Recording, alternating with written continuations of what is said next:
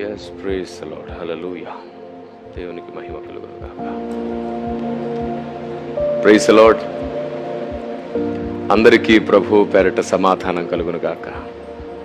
May God bless you and God be with you all the time. దేవుడు మీతో సదా ఉండును గాక. ఆమేన్.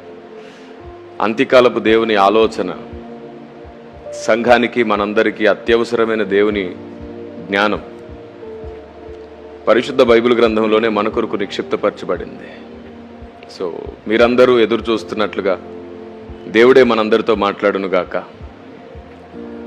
ఎంత ఆసక్తి మీలో ఉంది, దేవుని ఆలోచన నేర్చుకోవడానికి మీరు ఎంత శ్రద్ధగా ఉన్నారు, దీన్ని దేవుడు గమనిస్తున్నాడు. నేను దాన్ని గమనించి మీకోసం ప్రార్థిస్తున్నాను. సో ఈ విధంగా దూరంలో ఉన్నా సరే దగ్గరగా ఉండే ఒక అవకాశం వచ్చింది. జూమ్ ఈ ప్లాట్ఫామ్ దేవుని ఆలోచన మనం అందరం వినడానికి ఉపయోగపడుతుంది. ఈ పూట చివరి దినాల్లో దేవుని ఆలోచన ఏమిటో మనం తెలుసుకునే ప్రయత్నం చేద్దాం. ఇంకా డైరెక్ట్గా దేవుని ఆలోచన నేర్చుకుందాం. నేనెప్పుడు క్రైస్తవ సమాజానికి, సార్వత్రిక సంఘానికి తప్పకుండా చెప్పాలనుకున్న ఒక మాట ఏమిటంటే, ప్రతిరోజు నేర్చుకోండి, ప్రతిరోజు మార్చుకోండి, మీరు భక్తులైపోతారు. ప్రతిరోజు నేర్చుకుని ప్రతిరోజు మార్చుకోగలిగితే సంఘంలో ఉన్న అజ్ఞానాలన్నీ తొలగిపోతాయి, మనలో ఉండే బలహీనతలన్నీ తొలగిపోతాయి. కాబట్టి ప్రతిరోజు నేర్చుకోవాలి, ప్రతిరోజు మార్చుకోవాలి. ఈ నేర్చుకోవడం మార్చుకోవడం అనే ప్రక్రియ నిరంతరాయంగా ఉండాలి. కారణం ఏమిటంటే మనం ఎవ్వరం పర్ఫెక్ట్ కాదు, కానీ ఒకరోజు మనం పర్ఫెక్ట్ అవుతాం.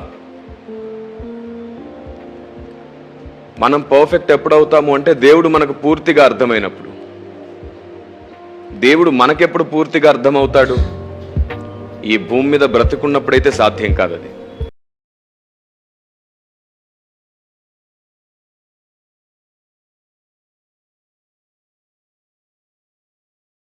మార్చబడతాం. ఆయన పరిపూర్ణతయే మన పరిపూర్ణతగా అనుగ్రహించబడుతుంది. కిరణ్ పాల్ గారు అలా ఎలా చెప్తున్నారు? ఎలా చెప్తున్నానంటే, ఆయన నీతే మన నీతి అవుతున్నట్లుగానే ఆయన పరిపూర్ణతయే మన పరిపూర్ణత అవుతుంది. ఇలా ఆలోచించి చూడండి. గర్వపు కోరలు తుంచబడతాయి, మనలోని అహం సమాధి చేయబడుతుంది. మన నీతి, మన పరిశుద్ధత, మన మంచితనం లేదు, దానివల్ల మనకు సంపూర్ణత రాదు. అసలు దేవుని ఆలోచన ఏమిటో తెలుసా? మనకు సంపూర్ణత ఎలా వస్తుందో బైబిల్ గ్రంథంలో చాలా స్పష్టంగా రాయబడింది. చూస్తారా ఒకసారి? ఎఫెసీ పత్రిక 1వ అధ్యాయం 8 నుండి చదువుకుందాం. ఎఫెసీ పత్రిక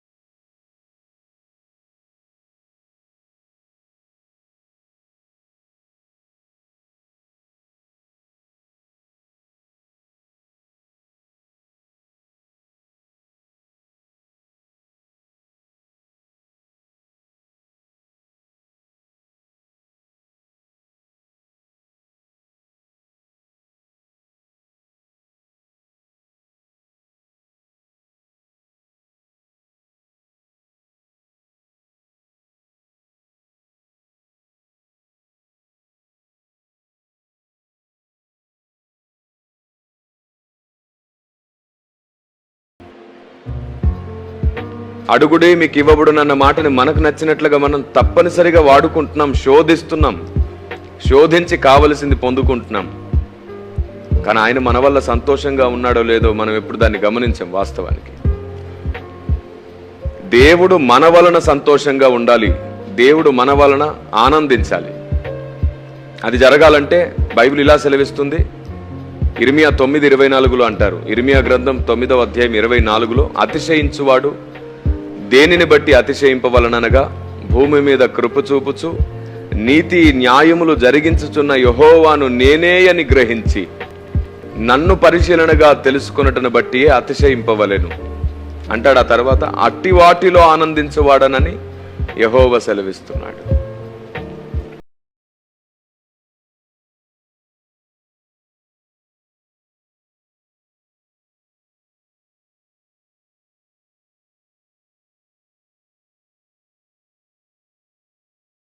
ఇప్పుడు మిమ్మల్ని కూడా అడుగుతాను, ఆలోచించండి. మీరు ప్రార్థన చేస్తున్నారు, మీ ముందు ఒక పెద్ద వెలుగు ప్రత్యక్షమైంది, అందులోంచి ఒక స్వరం మీతో మాట్లాడుతుంది. తప్పకుండా మనం ఏమనుకుంటాం? వెలుగులోంచి మాట్లాడుతున్నారు కాబట్టి దేవుడనే నమ్ముతాం. సరే, దేవుడు అనుకుందాం. ఒక 10 రోజులు గడిచింది, మళ్ళీ మీరు ప్రార్థన చేస్తున్నారు. ఈసారి మీ వెనుక ఒక పెద్ద చీకటి ప్రత్యక్షమయ్యింది, అందులోంచి ఒక స్వరం మీతో మాట్లాడుతుంది. ఇప్పుడు ఎవరంటారు? చీకట్లోంచి వస్తుంది కాబట్టి స్వరం, ఖచ్చితంగా మనం సాతాననే అంటాం. కానీ రెండు అబద్ధమే, రెండు నిజం కాదు. వెలుగులోంచి మాట్లాడితే దేవుడు అనకండి, చీకట్లోంచి మాట్లాడితే సాతాను అనకండి. ఇలాంటి అభిప్రాయం మీకుంటే మిమ్మల్ని సాతాను మోసం చేయడం చిటికెలో పని, సింపుల్గా మోసం చేస్తాడు. అదేమిటండి, దేవుడే వెలుగు కదా, వెలుగులో ఉండేవాడు కదా, ఆయన మాట్లాడితే వెలుగులో నుంచే మాట్లాడతాడు కదా. ఇది మన అభిప్రాయం, మన సొంత ఆలోచన.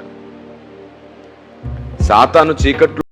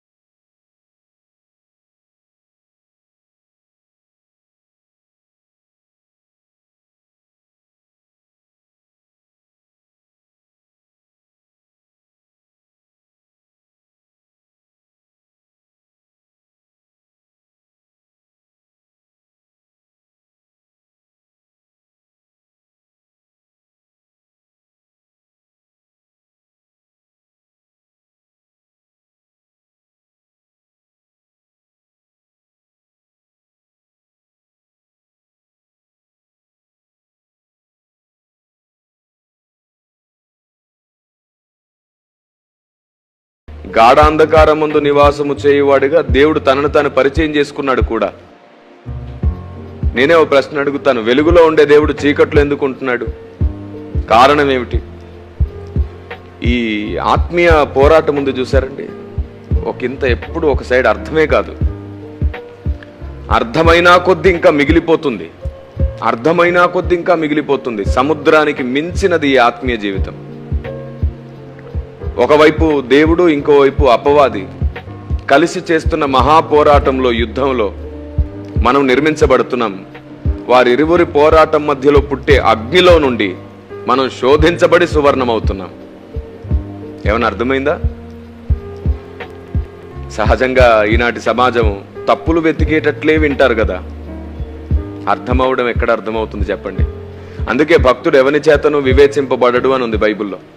మరి మీలో ఎవరైనా అలాంటి కోడిగుడ్డు మీద ఈకలు పీకే స్వభావం గల మహానుభావులుంటే దేవుణ్ణి అడగండి, నాకు ఆ స్వభావం తొలగించు ప్రభువా. ముందు చెప్పేదాన్ని మంచి మనస్సాక్షితో పూర్తిగా విని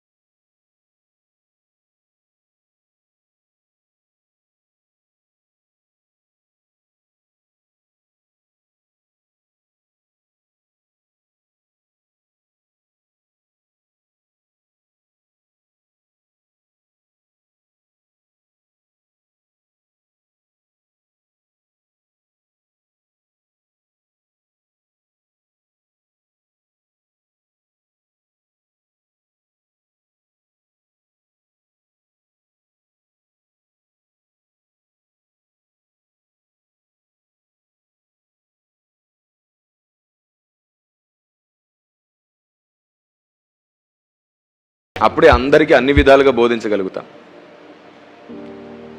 మూడవది, అందరికీ అన్ని విధాలుగా బోధిస్తున్నప్పుడు మనం అందరికీ అపార్థం అవుతాం. అందరినీ సహించే ప్రేమ కావాలి. ఈ మూడు మనకుంటే మనమే దేవుని చేతి ఆయుధంగా బూరగా వాడబడతాం. మరి దీనికి భక్తి సాధన చాలా అవసరం కదా. ఇప్పుడు నేను చెప్పినంత ఉన్నతమైన భక్తి జరగాలి అంటే ఒక్క మాటతో సాధ్యమయ్యే విషయం అయితే కాదు. అందుకే నేనేమంటానంటే ప్రతిరోజు నేర్చుకోండి. ఒకటి నీకు అర్థం కాకుండా చాలాసార్లు ఇబ్బంది పెడుతుంది. కొంత టైం తీసుకోండి, దాని గురించి ప్రార్థన చేయండి, దేవుణ్ణి అడగండి. నా లైఫ్లో చాలామంది నన్ను అపార్థం చేసుకున్న వాళ్ళు ఉన్నారు, నన్ను నిందించిన వాళ్ళు ఉన్నారు, నన్ను అవమానించిన వాళ్ళు ఉన్నారు, నన్ను అప్పటి వరకు ప్రేమించి వాళ్ళకి నచ్చింది జరగకపోతే వెంటనే రివర్స్ అయిన వాళ్ళు ఉన్నారు. ఏం జరిగిందో తెలుసా? వాళ్ళందరూ కొంతకాలానికి మళ్ళీ నా క్షమాపణ చెప్పి నా ప్రేమను రుచి చూసే ప్రయత్నమే చేశారు. మళ్ళీ సారీ అన్న, పొరపాటు అయిపోయింది, తప్పైపోయింది. అప్పుడు మీరు అర్థం కాలేదు. కారణం ఏంటంటే మా చుట్టూన్న వాళ్ళు మమ్మల్ని కొంచెం ప్రలోభ పెట్టారు. అప్పుడు మేము తప్పుగా అర్థం చేసుకున్నాం. ఈ విధంగా టైంతో పాటు కొన్ని అభిప్రాయాలు, ఆలోచనలు కూడా మారుతాయి. మనం మెచ్యూర్గా ఉంటాం. వెంటనే ఫైర్ అవ్వకూడదు. ఏ విషయంలో కూడా అతడే దేవుని చేత వాడబడతాడు. ప్రతిదానికి ఊరికే ఫైర్ అయిపోయి ఊరికే ఛాలెంజులు, సవాళ్ళు చేసి, నేను చెప్తున్నాను, అలాంటి వారి దగ్గర సంపూర్ణ భక్తి గలవారు తయారవ్వరు, శిష్యులు తయారవ్వరు, మంచి మనస్సాక్షి గలవారు తయారవ్వరు. అసలు వారికి దేవుడే మాట్లాడాడు, వారికి ప్రార్థనా జీవితం కూడా పోతుంది. మీరు చూడండి, అమర్యాదగా మాట్లాడేవారు, తొందరపడి మాట్లాడేవారు, ఆవేశంగా మాట్లాడేవారు, సమాజంలో నేను చాలా గొప్ప హీరోని, నన్ను మించిన వాడే లేడు అని చెప్పుకునే ప్రయత్నం చేసే వాళ్ళలో ప్రార్థన జీవితం కొదవవుతుంది, ఆత్మదేవుని చేత నడిపించడం కొదవవుతుంది. వారు కేవలం హిస్టారికల్గానో లేదంటే బిబ్లికల్గా వారి వీరి మాటలతో ప్రభావితం అవడము తప్ప వారు దేవుని మాటతో ప్రభావితమయ్యే అవకాశం ఉండదు. నేనేమంటానంటే దేవుని మాటతో మనం ప్రభావితం అవ్వాలి. దేవుని మనస్సు మనల్ని ఆయనకు నచ్చినట్లుగా మార్చాలి. అసలు మనమెవరం? కొందరు సంఘాన్ని ఉద్ధరించేద్దామనే ప్రయత్నంతో ఎనలేని నష్టం చేస్తారు సంఘానికి. అతడు తప్పు బోధ చేస్తున్నాడు, ఇతడు తప్పు బోధ చేస్తున్నాడు, ఆవిడ తప్పు బోధ చేస్తుందని ఇష్టం వచ్చినట్లుగా మాట్లాడేసుకొని చివరికి వాళ్ళు చేస్తుంది ఏమిటంటే దేవుని దృష్టికి తప్పైనదే చేస్తున్నారు. అవును, నేనేమంటానంటే అందరినీ అన్ని విధాలుగా అర్థం చేసుకునేవాడు దేవుడు. అందరినీ ప్రేమిస్తున్నాడు, అందరికీ మారే అవకాశం ఇస్తున్నాడు. తప్పు బోధ చేసేవాడికి కూడా సత్యంలోనికి రావడానికి అవకాశం ఇచ్చి ప్రేమించి సమస్తాన్ని సమకూరుస్తున్నాడు. దేవుని ఆలోచనని మనం ఫాలో అయితే ఏర్పరచబడి, మోసపరచబడి, సాతాను చేత భ్రమపరచబడి తప్పులో ఉన్న వారిని కూడా తిరిగి తెచ్చుకోవచ్చు. కిరణ్ పాల్ గారు, ఇది సాధ్యమేనా? ఎస్, నా 19 years ఎక్స్పీరియన్స్లో నేను చాలా మందిని తిరిగి సంపాదించుకున్నాను. మీకు తెలుసా, ఇప్పుడు సమాజంలో విఐపి హోదాలో వాడబడుతున్న ప్రముఖులు, అందరికీ పరిచయస్తులు, సేవకులు ఎంతమంది అయితే ఈరోజు ఉన్నారో సోషల్ మీడియా పరంగా కూడా అనేకులకు పరిచయం, వారిలో చాలా మందిని నేను సంపాదించగలిగాను. వారిలో చాలా మంది తమ ఐడియాలజీని మార్చుకోగలిగారు. వారిలో చాలా మంది తమ దురుసు స్వభావాన్ని మానుకుంటున్నారు. చాలా మంది తమ సిద్ధాంతాన్ని మార్చుకున్నారు. అవును, వారి పేరు చెప్పి నేను మైలేజ్ తెచ్చుకోవాలనుకోవట్లేదు. ఒక రోజు వస్తుంది, వారే తమంతట తాము మేము ఈ విషయంలో ఇలా మార్చుకోగలిగాం అని చెప్తారు. అప్పుడు కూడా దేవునికే మహిమ కలుగును గాక. ఈ ఐడియాలజీకి మాత్రమే ఘనత కలగాలి. WCM మేమేం నమ్ముతామంటే మనకు ఐడియాలజీ నాయకత్వం చేయాలి, ఆలోచన విధానమే మన నాయకత్వం. ఇలాంటి పునాది ఎప్పుడైతే వస్తుందో అప్పుడు మనిషి చనిపోయినా, మనిషి భూమి మీద లేకపోయినా ఆలోచన విధానం నడిపిస్తూ ఉంటుంది కదా. మీరు చెప్పండి, ప్రభు ఈ లోకంలో మరణించి తిరిగి లేచి ఆరోహణుడై తండ్రి కుడిపార్శ్వమున ఉన్నా సరే ఇప్పటికీ మనం నడుస్తున్నాం. ఆయన ఆలోచన మన చేతుల్లో ఉంది కాబట్టి పరిశుద్ధ గ్రంథ రూపంలో. కాబట్టి దేవుని ఆలోచన విధానం మనల్ని నడిపిస్తుంది.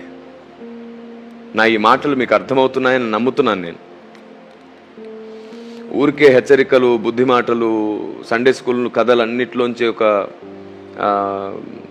కొత్త విషయాలు మాట్లాడుకున్నట్టుగా ఉపమానాలు, ఇంకా చాలు అలాంటి మాటలన్నింటినీ పక్కన పెట్టుకొని భక్తిలో ఉన్నతమైన సూత్రములు, యుగాలలోను తరాలలోనూ మరుగు చేయబడ్డ దేవుని ఆలోచన మనం నేర్చుకోవాలి. చిన్న ఎగ్జాంపుల్గా ఒక క్వశ్చన్ అడుగుతాను, ఆలోచిస్తారా? పరలోక రాజ్యంలో ఆకలి దప్పులు ఉంటాయా? ఎస్, మీ మనసులో ఏదైతే స్ఫురించిందో అదే. ఉండవు కదా, బైబిలే చెప్పింది పరలోక రాజ్యంలో ఆకలి దప్పులు ఉండవు. ఓకే, పరలోక రాజ్యంలో ఆకలి దప్పులు లేకపోతే దేవదూతల ఆహారం ఎందుకున్నట్టు? ఆలోచించండి ఒకసారి. సరే, పరలోక రాజ్యంలో ఆకలి దప్పులు లేవు. కొంచెం జగదీష్, ఆ డిస్టర్బెన్స్ నన్ను చాలా ఇబ్బంది పెడుతుంది. వాళ్ళని చాలాసార్లు నేర్పించాను నేను. ఇప్పటికి ట్వైస్ మీరు బయటికి బయటికి, అది కరెక్ట్ కాదు. వినండి జాగ్రత్తగా. చాలా పెద్ద పని పెట్టుకున్నాం, ప్రపంచాన్ని ఇంకేం ఉద్ధరించక్కర్లా, ఆలోచన నేర్చుకుంటే చాలు. రైట్, ఏం చెప్తున్నాను నేను? పరలోక రాజ్యంలో ఆకలి దప్పులు లేవు అన్నది నిజమైనప్పుడు, బైబిలే చెప్పింది, అది నిజమే. అయితే నిజమైనప్పుడు దేవదూతల ఆహారం ఎందుకున్నట్టు? First question. And second question, పరలోక రాజ్యంలో ఆకలి దప్పులు లేవు అని నమ్మే ముందు జయించిన వానిని పరదేశంలో ఉన్న జీవవృక్ష ఫలములు తిననిత్తునన్నాడు. మరి ఆకలి దప్పులు లేనప్పుడు అదేమిటి? పరలోక రాజ్యంలో ఆకలి దప్పులే లేనప్పుడు సంఘానికి క్రీస్తుకు వివాహమైనప్పుడు పెళ్లి విందు జరుగుతుంది. మరి అదేమిటి? కాబట్టి ఎప్పుడు కూడా ఒకవైపే వెళ్ళొద్దు. బైబిల్ మనకు ఒక సైడే బోధించట్లేదు, మరో సైడ్ కూడా బోధిస్తుంది. ఒక్క నిమిషం, కొంచెం నా ముందు నుంచి జరుగుతారా మీరు? డిస్టర్బెన్స్గా ఉంటుంది మీరు కదులుతున్నా కొద్దీ. ఓకేనా? రైట్,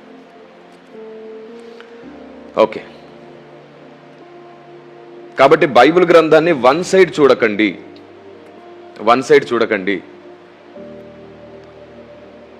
బైబిల్ గ్రంథంలో సత్యము, వాక్యమే సత్యము అని రాయబడింది కదా. రైట్, అదే బైబిల్ గ్రంథంలో నీ వాక్య సారాంశమే సత్యం అని కూడా రాయబడింది. ఇప్పుడు లేఖనం సత్యమా, లేఖన సారాంశం సత్యమా? మీరు దేన్ని సత్యం అంటారు? ఒకసారి ఆలోచించి చెప్పండి నాకు. కాబట్టి నేను అదే చెప్తున్నాను, భక్తులందరూ వన్ సైడ్ పరిగెడుతున్నారు. ఈ విషయంలో చాలా చింతగా ఉంది నాకు. ఒక బ్రదర్ ఒక స్టేట్మెంట్ ఇచ్చారనుకోండి, మీరు ఏ కారణంతో ఆ స్టేట్మెంట్ ఇచ్చారు, ఏ ఉద్దేశంతో ఇచ్చారు, లేఖన ఆధారం ఏమిటి, సంఘానికి దానివల్ల లాభం ఏమిటి, నష్టం ఏమిటి, ఇవన్నీ ఆలోచించుకున్నారా అనే అభిప్రాయాన్ని తెలుసుకోం. మనకు నచ్చిన ఇంకో కోణంతో దాడి చేస్తాం. ఇదా దేవుడు కోరుకున్న సంఘం? ఒక్కింటి వారు తమకు తామే విరోధులవుతే ఆ ఇల్లు నిలవదు. మరి మనమందరం క్రీస్తునందు ఒక కుటుంబమే కదా. ఈ ధోరణి క్రైస్తవ సమాజంలో మనం ఒక కుటుంబంగా ఉండేటట్లు చేస్తుందా? ఇది సమాజానికి అర్థమయ్యేటట్లు చేయడానికే WCM మిషన్ సమన్వయత అనే దాన్ని స్థాపించింది. మిషన్ సమన్వయత అనే వేదికను నిర్మించింది. ఈ మిషన్ సమన్వయత అంటే ఏంటో అర్థమయ్యేటట్లు ప్రపంచానికి తెలియజేయడానికి పోరాడుతుంది, పరిగెడుతుంది, అత్యంత త్వరలో మహా ఉద్యమమే చేస్తుంది. మిషన్ సమన్వయత. ఆమేన్. సో ఈ మిషన్ సమన్వయతను గురించి ఒక మాట మీరు చూడొచ్చు స్క్రీన్ పైన. దాని కింద ఒక క్యాప్షన్ ఇచ్చాను, చూడండి ఒకసారి. అక్కడ ఏమనుంది? మిషన్ సమన్వయత అని చెప్పి అవగాహన ఐక్యతను కలిగిస్తుంది. కాబట్టి అవగాహన కలిగించాలి. దేవుని ఆలోచన విధానం, దేవుని జ్ఞానం గురించిన అవగాహన కావాలి మనకి. ఒక్క మాట చెప్తాను, కొంచెం వివాదంగా ఉన్నా అది మాత్రం నిజమే. పడిపోయిన సాతాను ఉన్నాడు కదా, అపవాది, కెరూబు, అతనిలో కూడా సత్యములు ఉన్నాయి. ఏమంటారు మీరు? అరే సాతానులో సత్యం ఉండడం ఏమిటి? LKG ఆలోచన అది. సాతానులో కూడా సత్యములు ఉన్నాయి. ఎందుకు చెప్పనా? వాడు ఒకప్పుడు విధేయుడై నమ్మకస్తుడై దేవుని దగ్గర కొన్ని యుగాలు ఉన్నాడు. చాలా విషయాలు తెలుసుంటాయిగా అతనికి, పరలోకంలో ఉన్న అనేక సత్యములు తనకు కూడా తెలుసుంటాయిగా. యెహెజ్కేలు గ్రంథం చూడండి, మీరే మీ పరిశుద్ధ గ్రంథాలు తెరిచి చూడండి. 28వ అధ్యాయం యెహెజ్కేలు గ్రంథం 28:2 ఉంటుంది. చూడండి ఆ మాట.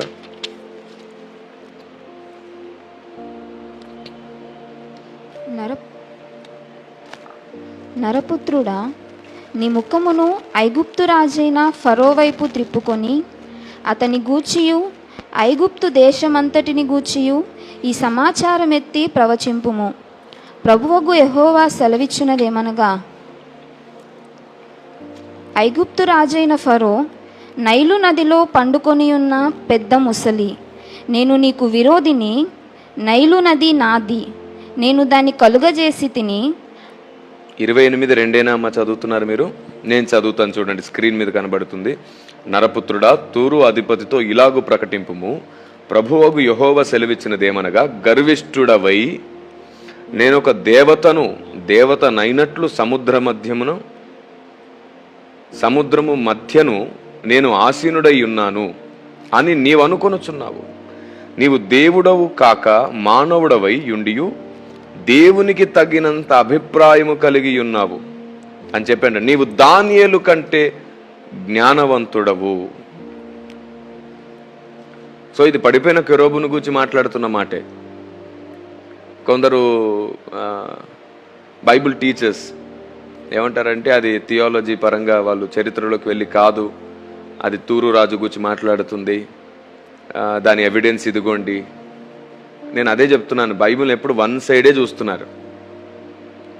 దేవుడు మనకు తన ఆలోచన చెప్పే ప్రయత్నం చేస్తున్నాడు. ఫిగరేటివ్గా మాట్లాడుతాడు దేవుడు, ఫిగరేటివ్గా మాట్లాడతాడు. మార్కు సువార్త 4వ అధ్యాయంలో ఏమన్నాడు యేసుప్రభు? తన శిష్యులు వెళ్ళి, అయ్యా మీరు ఉపమాన రీతికి ఎందుకు మాట్లాడుతున్నారని అడిగితే ఏమన్నారు ఆయన? వారు వినియు గ్రహింపకుండానట్లు, చూసియు తెలుసుకొనకుండానట్లుగా నేను మాట్లాడుతున్నాను అన్నాడు. కొందరికి అర్థం కాకూడదు, కొందరికి తెలియకూడదనే మాట్లాడుతున్నాను అన్నాడు. ఎందుకంటే వారికి సత్యం చెప్పడమే నాకు ఇష్టం లేదు. వారికి ఇచ్చిన అవకాశాలన్నీ పోగొట్టుకున్నారు. వారు నా ప్రవక్తలను చంపారు,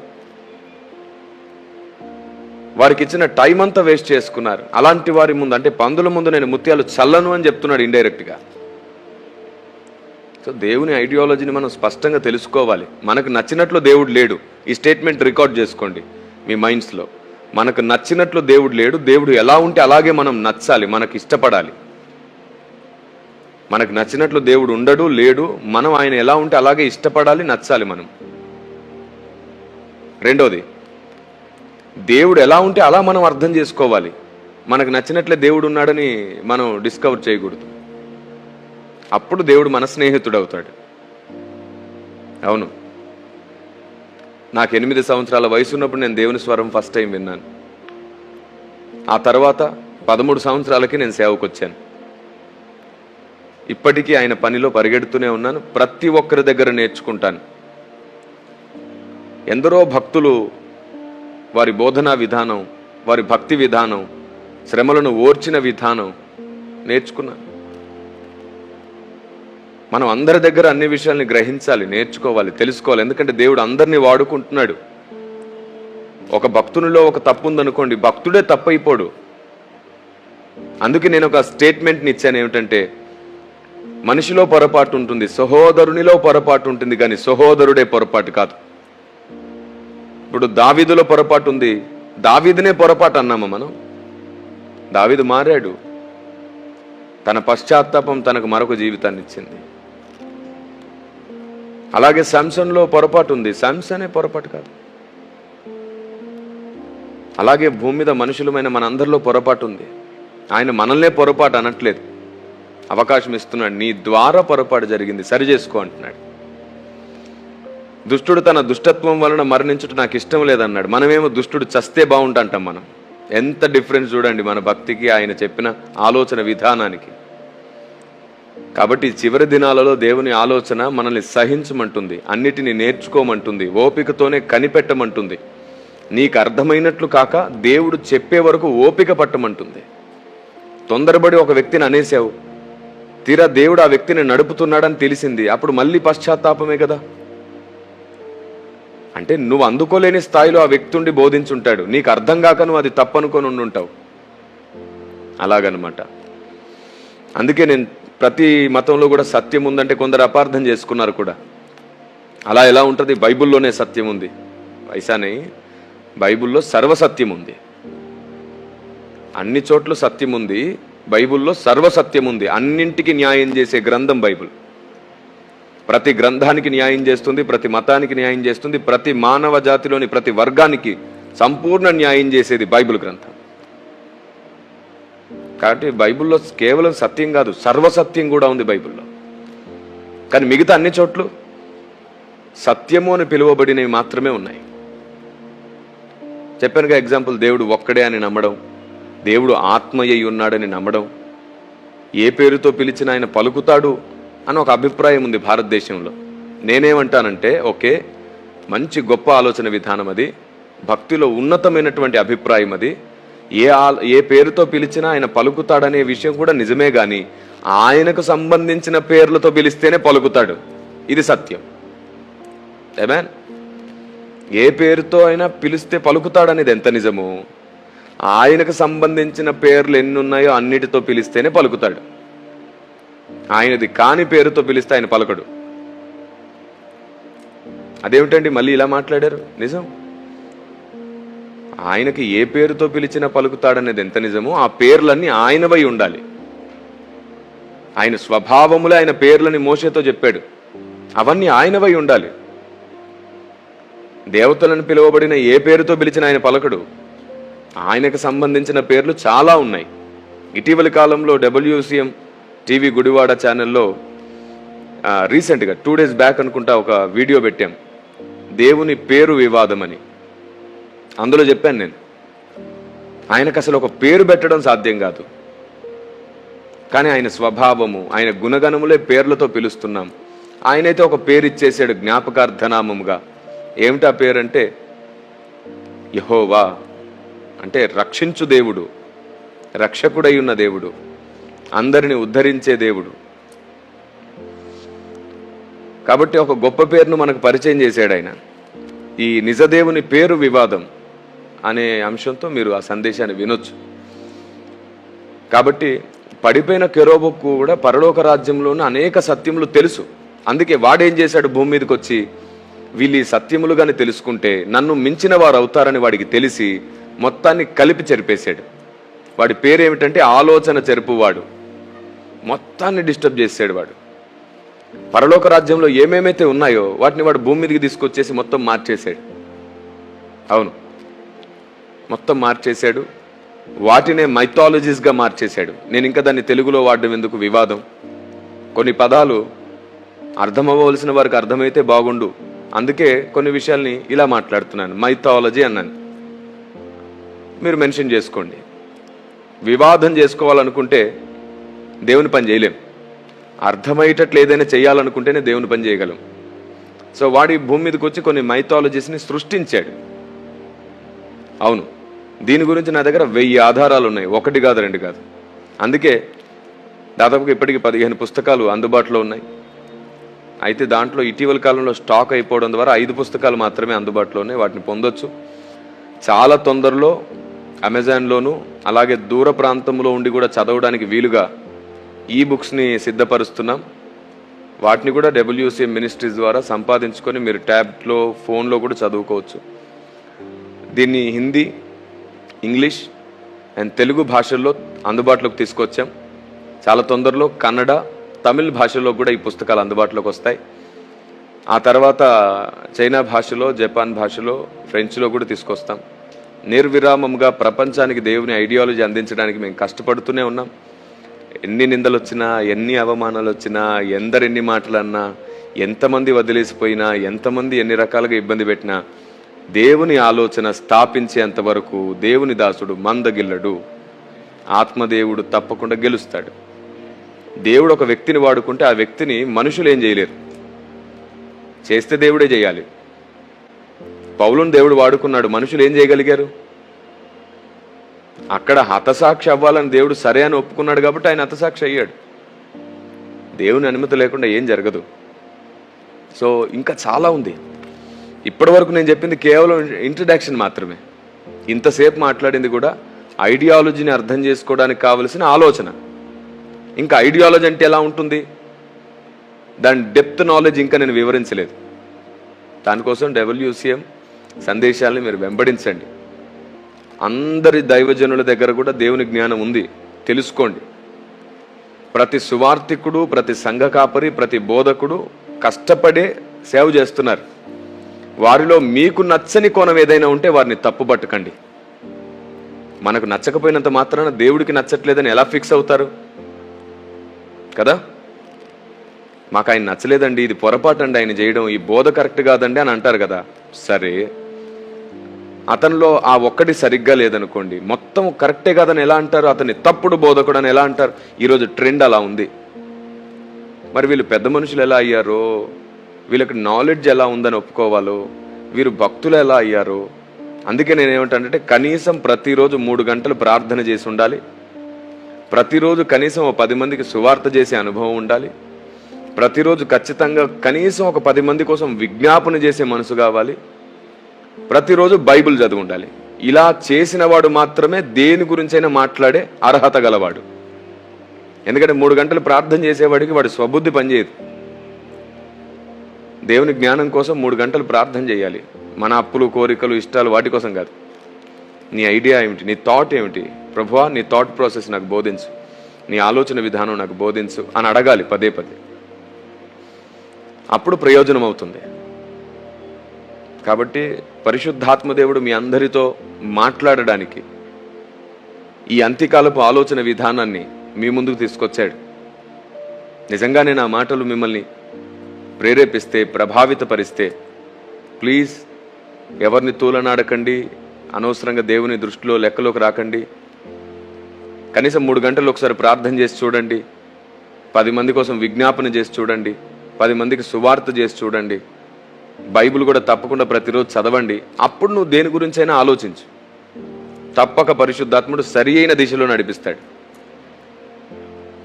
ప్రార్థన లేదు, వాక్య ధ్యానం లేదు, కేవలం పరిశీలించాలి, ఇతన్ని తప్పుబట్టాలనేటట్లుగా చూస్తే అరే ఆ పని ఎవరైనా చేస్తారు. లోకంలో ఉన్నవాడు కూడా, క్రీస్తుని ద్వేషించేవాడు కూడా బైబిల్ని చాలా పరిశీలించి ప్రతి సేవకుని బోధన తప్పుపట్టగలరు. తప్పుబట్టడం గొప్ప కాదు, తప్పుబట్టడం ఆఫ్ నాలెడ్జ్, అజ్ఞానం. అర్థం చేసుకోగలగడమే ఫుల్ నాలెడ్జ్, దైవ జ్ఞానం. అర్థమవుతుంది కదా? సో అంత్యకాలపు దేవుని ఆలోచన విధానం ఇది. మీ సహనం సకల జనులకు కనబడనివ్వండి. అది మొదటిది. సాత్వికులే ధన్యులు, వారే భూలోకాన్ని స్వతంత్రించుకుంటారు. అది రెండవది. ఎందుకంటే వీరిని దేవుడు వాడుకుంటాడు, ఆత్మదేవుడే వాడుకుంటాడు. ఇంకా ఇలా మాట్లాడుతూ పోతే చాలా సంగతులు ఉన్నాయి. కాబట్టి మీరు నాకు ఇచ్చిన సమయం 9:30. సో ఇంకో 5 or 10 minutes నేను మీతో మాట్లాడి ఈ సమయాన్ని తిరిగి మరలా మీకు అప్పగిస్తాను. కాబట్టి మీరు అందరూ చేయాల్సినటువంటి ముఖ్యమైన పని ఏమిటంటే, ఫస్ట్ మన థాట్ ప్రాసెస్ మార్చుకోవడం కోసం దేవుని దగ్గర ఏడవండి, ఉపవాసం ఉండండి, ఉపవసించి అడగండి. మీకు తెలుసా, ఉపవాసం ఉండి స్వభావాన్ని వరముగా అడగాలి దేవుని దగ్గర. అప్పుడు దేవుడు మన స్వభావాన్ని అద్భుతంగా చెక్కుతాడు, మనకు మంచి వరాన్ని ఇస్తాడు. దావీదు అలాగే స్వభావాన్ని వరముగా పొందాడు. దావీదు పొందిన వరములు అని ఒక సందేశం ఉంటుంది WCM ఛానల్లో, మీరు చూడొచ్చు దాన్ని. దావీదు పొందిన వరములు అని. ఈ లోకంలో నిలిచిపోయే వరముల కంటే కూడా నిత్యము మనకు మహిమను తెచ్చిపెట్టే వరాలు స్వభావాన్ని వరముగా అడగండి, శిష్యత్వాన్ని వరముగా అడగండి, భక్తిని వరముగా అడగండి. తప్పకుండా ఆత్మదేవుడు ఇస్తాడు. ఆయనకి ఇష్టమైన వరం మన స్వభావాన్ని వరముగా అడిగితే. మనకు నచ్చింది ఏమిటంటే, ఈ లోకంలో పాపులారిటీకి సంబంధించిన వరం మనకు బాగా ఇష్టం. కానీ పరలోకంలో పాపులారిటీని సంపాదించేది స్వభావాన్ని వరముగా పొందడం. ఓకేనా? సో ఫైనల్గా ఇంకొక మాట చెప్తాను. ఎలాగో ప్రార్థన చేయండి, ఉపవాసం ఉండండి అని అంటున్నాను కదా. ఉపవాసం ఉన్నప్పుడు ఉద్యోగం చేస్తూ, పని చేస్తూ ఉపవాసం ఉండకండి. ఆ రోజు సెలవు పెట్టుకొని గదిలోనే గడుపుతూ ఉపవాసం ఉండండి. లేదా ఉపవాసం అసలు ఉండొద్దు.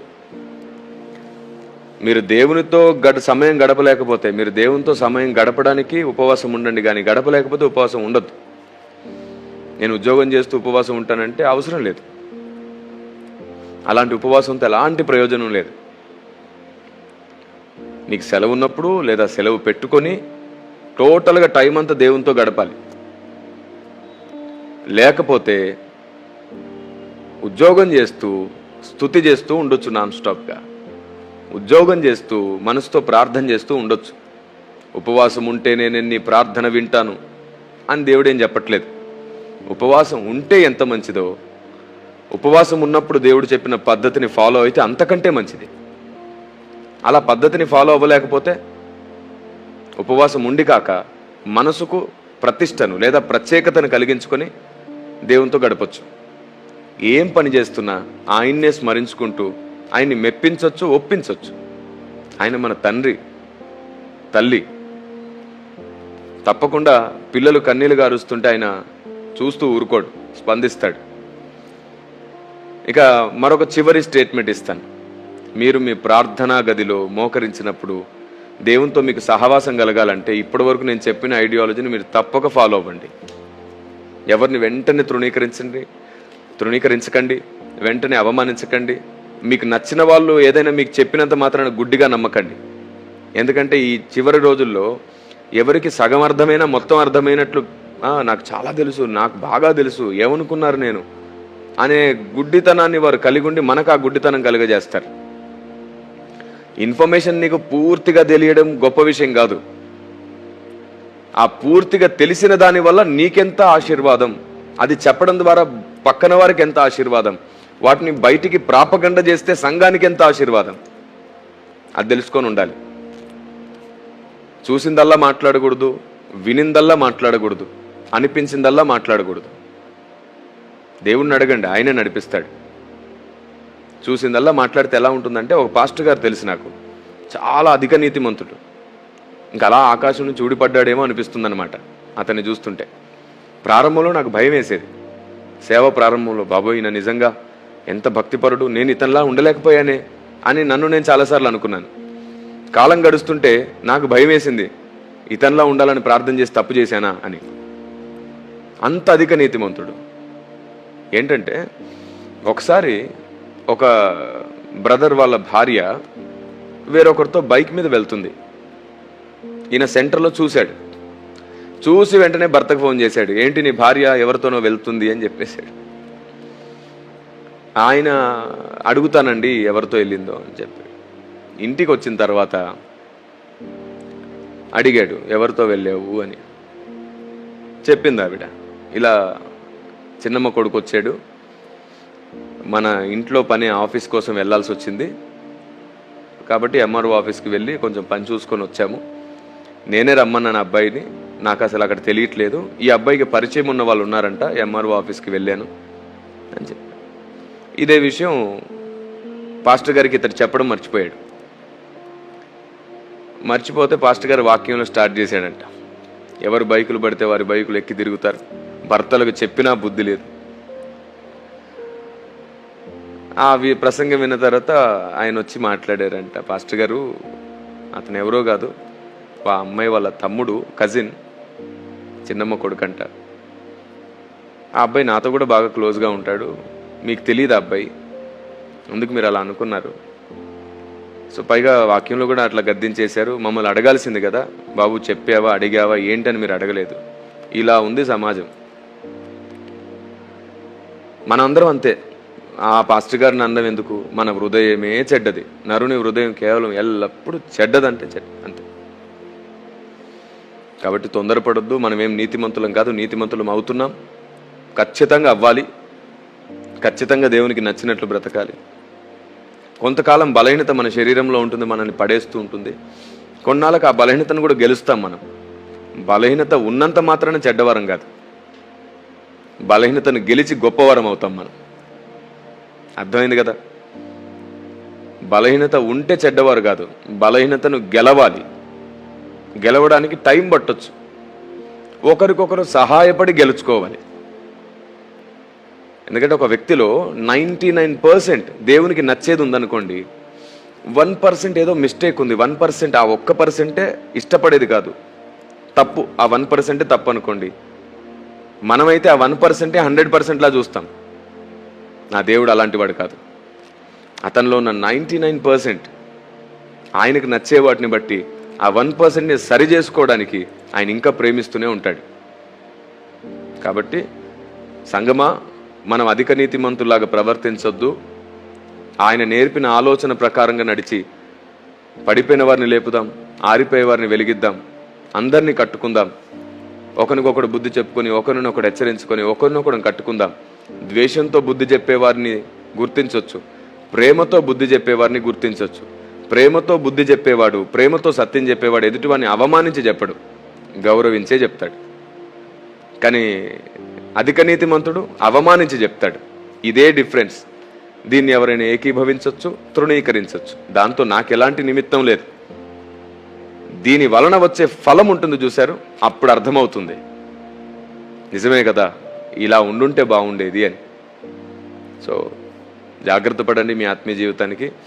నేను అంత్యకాలపు దేవుని ఆలోచన విధానం అనే ఈ టైటిల్కి పూర్తి న్యాయం చేయలేదని నాకు తెలుసు.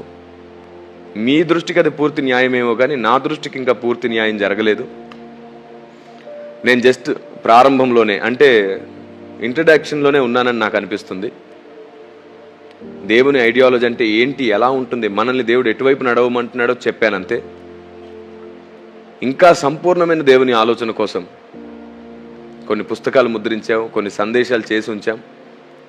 దాదాపుగా ఇప్పటికీ 2000 కంటే పైచిలుకు సందేశాలు అందుబాటులో ఉండగా యూట్యూబ్ ఛానల్లో కేవలం 650 మాత్రమే ఇప్పటివరకు అప్లోడ్ అయ్యాయి. ప్రతి 3-4 రోజులకు ఒక వీడియో అప్లోడ్ చేస్తున్నాం. ఇంకా విస్తారమైన సంగతులు ఉన్నాయి. ప్రార్థించండి, చనిపోక ముందే దేవుడిని అర్థం చేసుకునే కృప దొరకాలని. ప్రార్థించండి, బ్రతుకుండగానే అన్నిటినీ సరి చేసుకునే అవకాశం దొరకాలని. ప్రార్థించండి, నీ బలహీనతను కూడా ప్రేమించి నిన్ను అర్థం చేసుకుని నీకు అన్ని విధాలుగా సహాయపడేవాళ్ళు నీకు దొరికితే నువ్వు బలమైన వ్యక్తివని మర్చిపోవద్దు.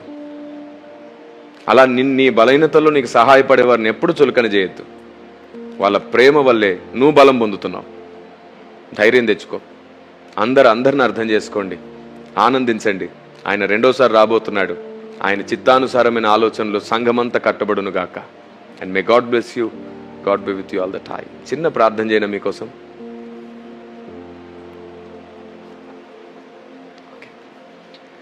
చిన్న ప్రార్థన చేస్తాను. తండ్రి, మీకు వందనాలు. జీవం కలిగిన నా ప్రభువా, సహోదరులతో చాలా తక్కువ సమయం మాట్లాడాను. నీ చిత్తమై మరలా ఇంకెప్పుడైనా మేము కలుసుకునే అవకాశం మీరు ఇచ్చినప్పుడు అంత్యకాలపు నీ ఆలోచన విధానంలో మరో కోణం నీ పిల్లలతో మాట్లాడే అవకాశం ఇవ్వండి. ఇప్పుడు విన్న సంగతులను అయితే సరి చేసుకొని ఆలోచించి తమ భక్తిని స్థిరంగా కాపాడుకునే కృపనివ్వండి. మేమెవ్వరం సరైన వారం కాదు తండ్రి, ప్రతిరోజు సరి చేసుకోవడానికి ఇష్టపడుతున్నాం. అవును, మహాభక్తులు ఎందరో ఈ భూమి మీద తమను తాము సరి చేసుకునే భక్తులయ్యారు. మేము కూడా ప్రభు వారిని వెంబడించి మమ్మల్ని మేము సరి చేసుకోవాలనుకుంటున్నాం. మాకు సహాయం చేయండి. నిన్ను దగ్గరగా రుచి చూచి ఎరగడం మాకు నేర్పించండి. అలాగే సమాజం కూడా అందరూ ఒకరినొకరు తృణీకరించక అందరినీ అన్ని వైపులా అన్ని కోణంలో అర్థం చేసుకునేటట్లు కృపనివ్వండి. తమ సొంత అన్నదమ్ములను అక్కచెల్లెలను ఎలా అర్థం చేసుకుంటారో అలాగే క్రీస్తు సంఘంలో ఉన్న ప్రతి అన్నదమ్ములను అక్కచెల్లెలను అలాగే అర్థం చేసుకునే మనసు అందరికీ ఇవ్వండి. సొంత వారిని ఎప్పుడు వారు సోషల్ మీడియాలో బహిరంగంగా అవమానించుకోలేదే, అలాగే సంఘాన్ని కూడా ఎవరు అవమానించుకొనక అందరూ అందరినీ ప్రేమించి అర్థమయ్యేటట్లు మాట్లాడుకునే కృపనివ్వండి.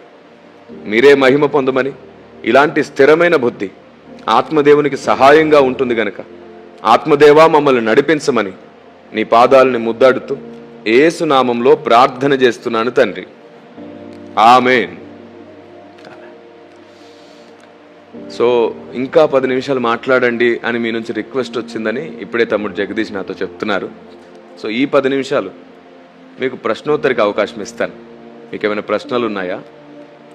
ఒకవేళ నేను చెప్పగలిగితే తప్పకుండా ఈ టైంని యూజ్ చేసుకుందాం, అడగండి. లేదా ఇప్పటివరకు విన్న దాని మీద మీకు ఏమైనా ఫీడ్బ్యాక్ ఉందా? మీ అభిప్రాయాన్ని కూడా నాతో షేర్ చేసుకుంటారా? విన్న సందేశం గురించి మీ మనసు, అంటే మీకేమర్థమైంది, మీ తీర్మానం ఏమిటి? ఇలా మీ ఫీడ్బ్యాక్ అయినా చెప్పొచ్చు, లేదా మీ ప్రశ్నలైనా సంధించవచ్చు. ఈ సమయాన్ని యూజ్ చేసుకుందాం. కమా, ప్రైజ్ ది లార్డ్ అన్నయ్య. నాకు వాళ్ళు కనబడేటట్లు డిస్ప్లే ఇస్తారా? రైట్. అన్నయ్య ప్రైజ్ లార్డ్ అన్నయ్య. తమ్ముడు ప్రైజ్ లార్డ్. మాట్లాడు తమ్ముడు, వింటున్నా. నా వాయిస్ వినబడుతుందా? Yes, వినబడుతుంది. అన్న ఇది ఇప్పుడు బైబిల్లో మనకి యెహోవా, యేసుక్రీస్తు, పరిశుద్ధాత్ముడు అని ఇప్పుడు మనకు 3 క్యారెక్టర్స్ కనబడుతుంది కదా అన్న. తమ్ముడు ఒక్క నిమిషం నేను మీతో ఒక విషయం చెప్పాలి. ఏంటంటే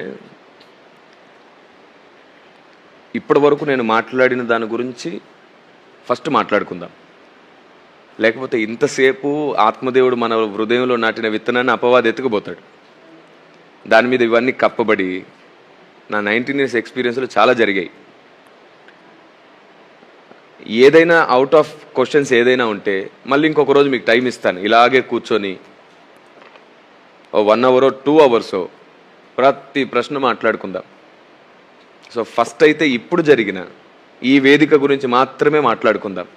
అప్పుడేమవుతుంది, మాట్లాడుకున్న వాటిని మరలా మనం మాట్లాడుకున్నప్పుడు అందరి మనసుల్లో స్థిరపరచబడుతుంది. ఆత్మకు అంటే ఆత్మీయ జీవితానికి ప్రయోజనం ఏదో ఫస్ట్ అది చేద్దాం. మీ ప్రశ్నలన్నిటికీ ఆన్సర్ ఉంటుంది. ఒకవేళ కుదిరితే, మీకు చాలా ప్రశ్నలు ఉన్నాయని ఇప్పుడే నాకు తెలుస్తుంది కాబట్టి నెక్స్ట్ వీక్ మళ్ళీ మీకు టైం ఇస్తాను, ఖచ్చితంగా ఇస్తాను, తొందర ఏమి లేదు. లేదు అనే మళ్ళీ జూమ్లోకి వస్తాడో లేదో, మాకు టైం ఇస్తాడో లేదో అలా ఏమనుకోవద్దు. మీరు బలపడాల్సిన పరిస్థితి దేవుడు అనుమతిస్తే మీలో ఒక్కొక్కరు బలపడ్డా ఒకరు 1000 మందిని బలపరుస్తారు. కాబట్టి ఖచ్చితంగా టైం ఇస్తాను. మళ్ళీ చెప్తున్నాను, నేను ప్రెస్టేజ్ ఇష్యూగా భావించే సేవకుని కాదు, దేన్నైనా రిజర్వ్డ్గా ఉండేవాడిని కాదు, అందరికీ రీజనబుల్గా అందుబాటులో ఉండే సేవకున్నే. అలాగని చెప్పి దేవుని నియమాన్ని పద్ధతుల్ని మీరితే దాన్ని రిపేర్ చేసే సేవకుని కూడా. సో ఫస్ట్ ఈ వేదికను మనం గౌరవిద్దాం. ఇంత మంచి ఐడియాలజీ అందరికి అర్థమైంది కదా, దాని గురించే ఫస్ట్ మాట్లాడుకుందాం. రైట్.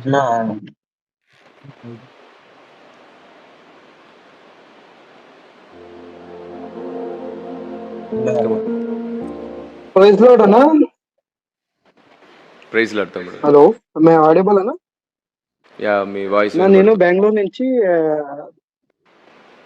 నా పేరు ఉదయ్ అని. ఓకే. హలో, మే ఆడిబుల్ అన్నా? తమ్ముడు మాట్లాడుతూ ఉండండి, వినబడుతుంది, మీ వాయిస్ వినబడుతుంది, మాట్లాడుతూనే ఉండండి. ఓకే. నేను బెంగళూరు నుంచి. థ్యాంక్ యూ అన్నా, thank you for inspiring us because lot of things I learn from you. Basically నాకు తెలుగు కొంచెం కొంచెం వచ్చు, అందులోనే అడుగుతాను. ఇప్పుడు ఆత్మీయంగా నడుస్తూ ఉంటే కష్టాలు రావు, ఏది వేదనలు ఉండరు అంటారు కొందరు సేవకులు. కొందరు అంటారు ఆత్మీయంగా ఉంటే కష్టాలు ఉండవు, మళ్ళీ మీకు ఏ బాధలు ఉండవు, ఎప్పుడు సంతోషంగానే ఉంటారు అని చెప్తారు. ఇలాంటి ఒక మాటల వల్ల కొందరికి కన్ఫ్యూజన్ ఉంది అన్న. ఆ కన్ఫ్యూజన్ లో నేను ఒకని. ఇది ఎలా అర్థం చేసుకోవాలి అనేది కొంచెం చెప్తారా? మంచి ప్రశ్న. ఆత్మీయంగా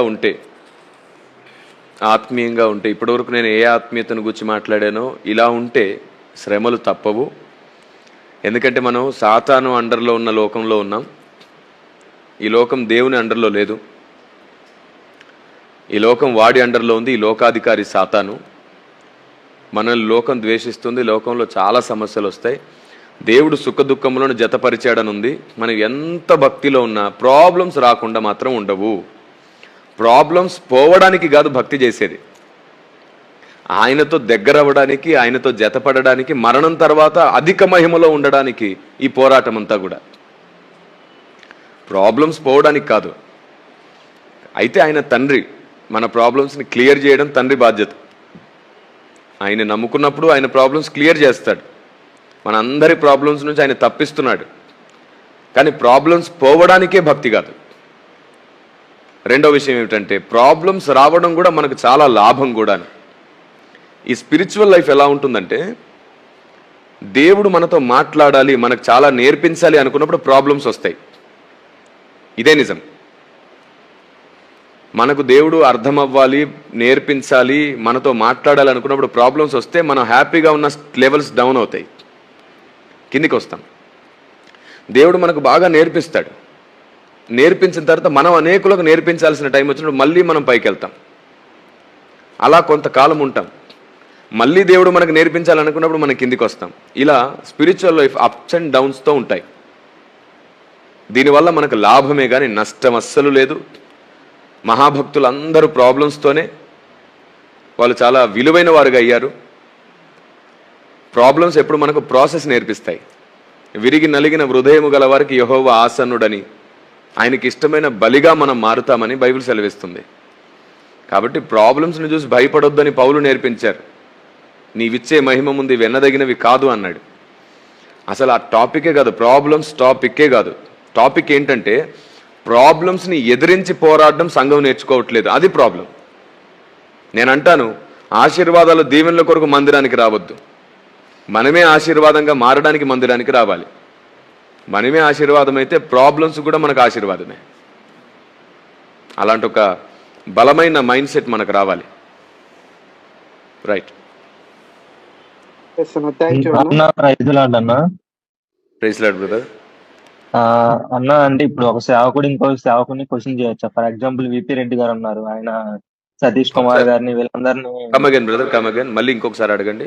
అంటే ఒక సేవకుడు ఇంకొక సేవకుడిని వేరే చూపించవచ్చా, క్వశ్చన్ చేయొచ్చా? క్వశ్చన్ చేయొచ్చానా? అవునన్నా.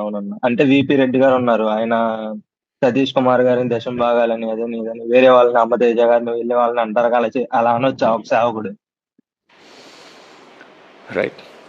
ఇప్పటి వరకు నేను మెసేజ్లో కూడా ఆ మాట, అంటే అలాంటి ఒక ఉద్దేశాన్ని చెప్పాను. ఏమిటంటే ఒక విషయం పూర్తిగా అర్థం కానంత వరకు క్వశ్చన్ చేయడం రెండు రకాల్లో ఉంటుంది. ఒకళ్ళేమో తప్పు పట్టడానికి క్వశ్చన్ చేస్తారు, అది రాంగ్. అలా క్వశ్చన్ చేయకూడదు, తెలుసుకోవడానికి క్వశ్చన్ చేయాలి, అది ఆయన రైట్. తప్పు దాని ద్వారా క్వశ్చన్ చేస్తారు. చెప్పేవారు చెప్పేది వినడానికి మనకు అవకాశం ఉంటుంది. కాబట్టి తప్పు పట్టడానికి క్వశ్చన్ చేయడం భ్రష్టత్వం, తెలుసుకోవడానికి క్వశ్చన్ చేయడం శిష్యత్వం. That's it. ఓకే అన్న, థ్యాంక్ యూ అన్న.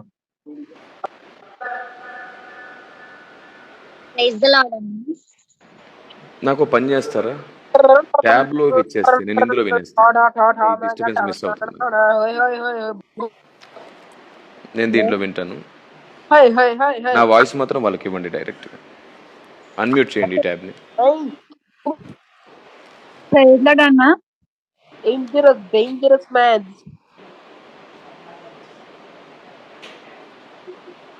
He is dangerous.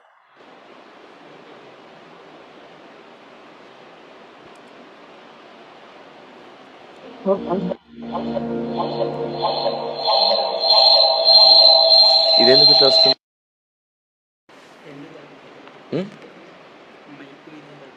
ఓకే, అలాగా.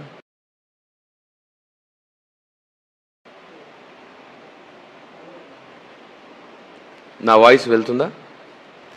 రైట్. తమ్ముడు విక్టర్ పోలా ఇప్పుడు మాట్లాడేది నాతో. రైట్.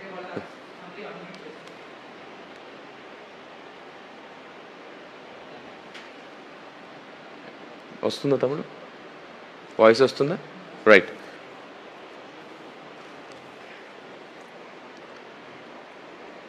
చూడు, నన్ను తమ్ముడు వాయిస్ రావట్లేదు నాకు. ఇందులో ఉందా? Okay, right. తమ్ముడు మాట్లాడండి. అన్న, తప్పు పట్టడం కోసం ఆడడం భ్రష్టత్వం, నేర్చుకోవడం కోసం ఆడడం శిష్యత్వం అన్నారు. కానీ ఇప్పుడు విజయప్రసాద్ రెడ్డి గారు, ఆయన సతీష్ కుమార్ గారు దాంట్లో వర్కౌట్ అవ్వదు కదా, వాళ్ళు గురువు శిష్యు అలా కాదు కదా. ఈయన ఆయనకు అసలు అది ఆపేస్తారా? నన్ను వర్క్ చేసుకొనివ్వండి. ఓకే. విజయ్ ప్రసాద్ రెడ్డి గారు సతీష్ కుమార్ గారికి శిష్యుడని కాదు. అలా అంటే శిష్యత్వం అనే స్వభావం ప్రతి మనిషిలో ఉండాలి, భక్తిలో ఉండాలి శిష్యత్వం. మనం క్రీస్తుకు శిష్యులం కదా ఎలాగో. కాబట్టి శిష్యత్వం అనే స్వభావానికి న్యాయం చేయాలంటే నేర్చుకోవడానికి అడగాలి. తప్పు పట్టడానికి అడగడం అసలు ఏ కోణంలో రైట్ కాదు. ఓకే అన్న, థ్యాంక్ యూ అన్న.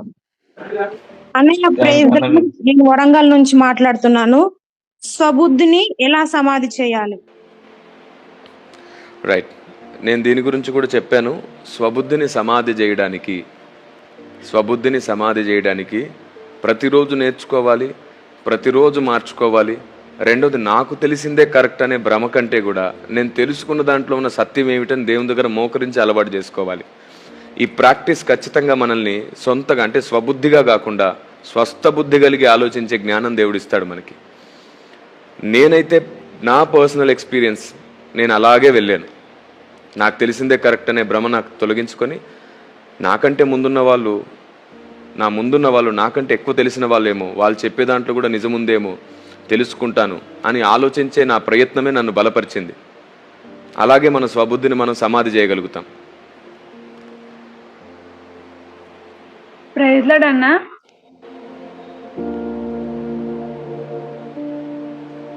Praise lord. ప్రైజ్ లార్డ్ అమ్మా.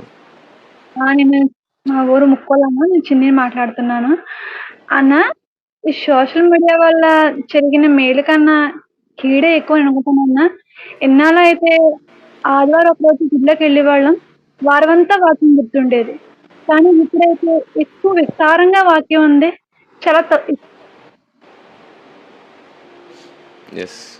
అవును, సోషల్ మీడియా ఒకవైపు లాభాన్ని ఇంకోవైపు నష్టాన్ని సమానంగా తీసుకొని వెళ్తుంది. సమానం అని ఎందుకన్నానంటే, ఎక్కడో మందిరానికి రాలేని చోట్ల ఉండేవాళ్ళు కూడా వాక్యాన్ని వింటున్నారు. సోషల్ మీడియా వల్ల నష్టం జరగడం కాదు, సోషల్ మీడియాని మనమే నష్టంగా వాడుతున్నాం, మనుషులమే నష్టంగా వాడుతున్నాం. ఇక క్రైస్తవ్యం గురించి వస్తే, సోషల్ మీడియాని వాడకూడని వాళ్ళు తప్పుగా వాడడం ద్వారానే ఇప్పుడు మీరు అంటున్న నష్టం కనబడుతుంది. అంటే ఎవరు పడితే వారు మాట్లాడేయడం, ఎవరు పడితే వాళ్ళు తప్పుగా కామెంట్ చేసేయడం, తమ సొంత అభిప్రాయాలు పెట్టేసేయడం, దానివల్ల మనకు సోషల్ మీడియా నష్టం చేస్తుంది. సో మందిరానికి ఉన్నటువంటి విలువేం పోలేదు, మందిరానికి ఉన్న విలువను మర్చిపోయారు కొందరు, సహవాసంగా కూడుట మర్చిపోయారు. సోషల్ మీడియా వచ్చిన తర్వాత దూరంగా ఎక్కడో ఉండి కూడా వాక్యం వినే అవకాశం దొరుకుతున్నా మందిరానికి వెళ్ళే సమయంలో మందిరానికి పరిగెత్తాలనే స్పృహతో వాళ్ళు పోగొట్టుకున్నారు. అలాంటి వారిని ఆత్మదేవుడు రిపేర్ చేసి తప్పకుండా వారిని నడిపించాలి.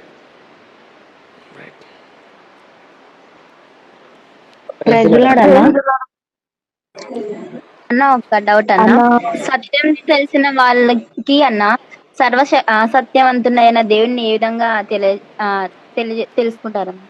ఇంకోసారి అడగమ్మా. ఏ విధంగా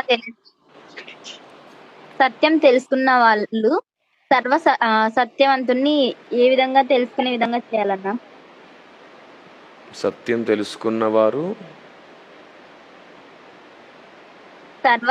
సత్యం నువ్వేం చేస్తావంటే, ఇలా కాకుండా డైరెక్ట్ గా నువ్వు అడగాలనుకుంది అడిగేసి, దేవుణ్ణి తెలుసుకున్నవారు దేవుణ్ణి తెలియని వారికి ఎలా సువార్త చేయాలనా?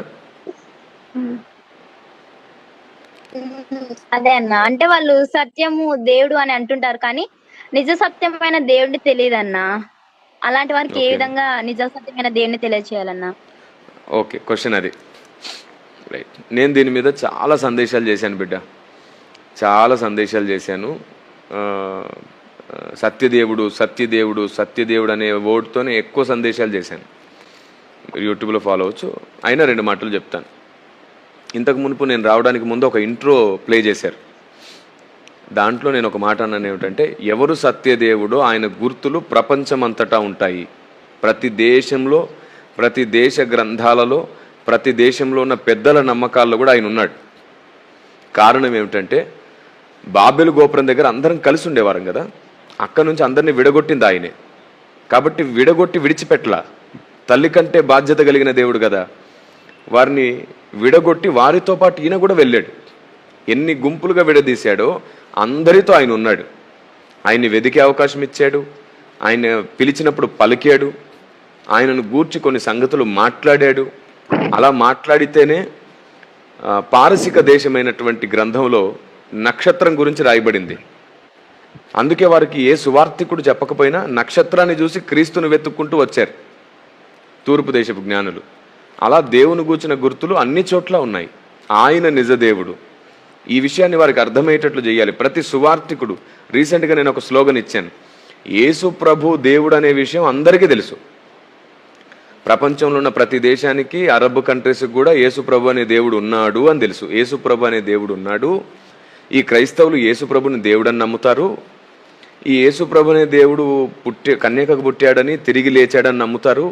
తిరిగి ఆయన రెండోసారి రాబోతున్నాడని నమ్ముతారని అందరికీ తెలుసు. కానీ ఆయన మాత్రమే దేవుడని నమ్మట్లేదు, వాళ్ళు ఒప్పుకోవట్లేదు. ఆ ఒప్పించి నమ్మేటట్లు చేయడమే సువార్తికుని బాధ్యత. యేసు ప్రభు ఉన్నాడు, యేసు ప్రభు అనే దేవుడు ఉన్నాడని తెలియకుండా ఎవరూ లేరు ఈ కాలంలో. సోషల్ మీడియా ద్వారా అందరికీ తెలిసింది. ఇప్పుడు ఆయన మాత్రమే ఎందుకు దేవుడో చెప్పడం సువార్త. రీసెంట్గా ఈ స్లోగన్ని నేను అందరికీ అందిస్తున్నాను. మీరు కూడా దీన్ని అర్థం చేసుకోండి. సత్యదేవుని అర్థమయ్యేటట్లు చేయడానికి సత్యదేవుని గుర్తులు అందరికీ పరిచయం చేయాలి. అందుకు నేను చాలా సందేశాలు చేశాను, అనేక ఆధారాలతో, లాజిక్స్తో కూడా చేశాను.